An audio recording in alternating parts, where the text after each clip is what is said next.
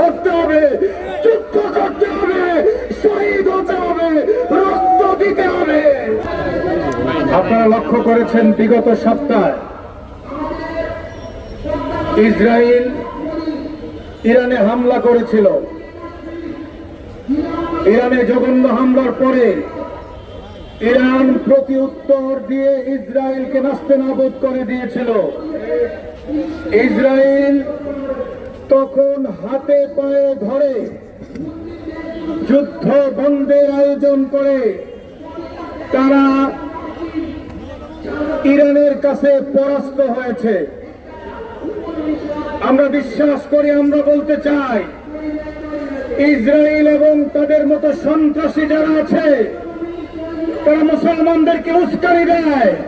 মুসলমানরা যদি পাল্টা হামলা করে ইসরায়েলের রুখে দেওয়ার ক্ষমতা থাকে না। ভাই আমার, গাজাতে বছরের পর বছর হামলা হয়েছে, হামলা হচ্ছে, গতকালকেও হামলা হয়েছে। এখন আমরা শিক্ষা নিয়েছি, আমরা যদি শুধুমাত্র প্রতিবাদ করি ইসরায়েল পরাস্ত হবে না। এবার অস্ত্র ধরতে হবে, যুদ্ধ করতে হবে, শহীদ হতে হবে, রক্ত দিতে হবে। আমরা রক্ত দেওয়ার জন্য প্রস্তুত, আমরা শহীদ হওয়ার জন্য প্রস্তুত।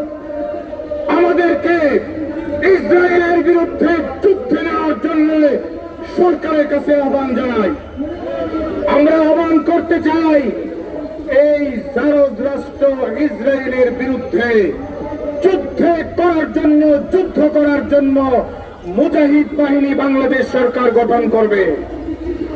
সেই মুজাহিদ বাহিনী বাংলাদেশ থেকে যাবে, গোটা দুনিয়া থেকে যাবে, আল-আকসা মুক্ত হবে।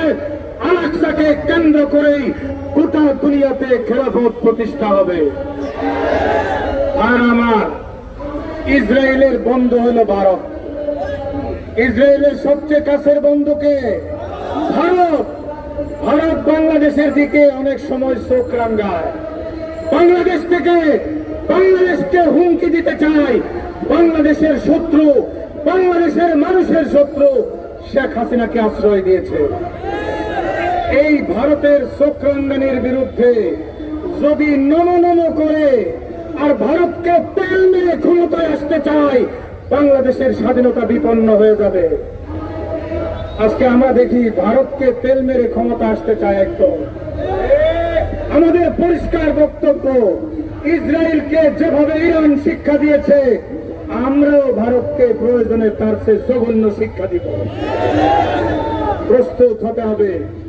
মুসলমানদের বিরুদ্ধে যখনই হামলা হয়েছে, যখনই নির্যাতন হয়েছে, মুসলমান ঘুরে দাঁড়িয়েছে।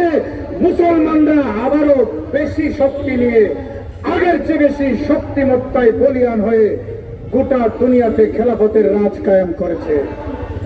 আজকে পৃথিবীর দিকে দিকে ইমারত আর খেলাফতের একটা সুযোগ এসেছে।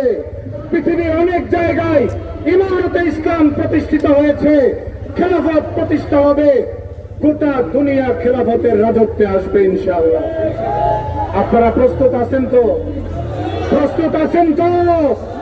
রক্ত দেওয়ার জন্য প্রস্তুত আছেন? শহীদ হওয়ার জন্য প্রস্তুত আছেন? আল্লাহ কবুল করুন।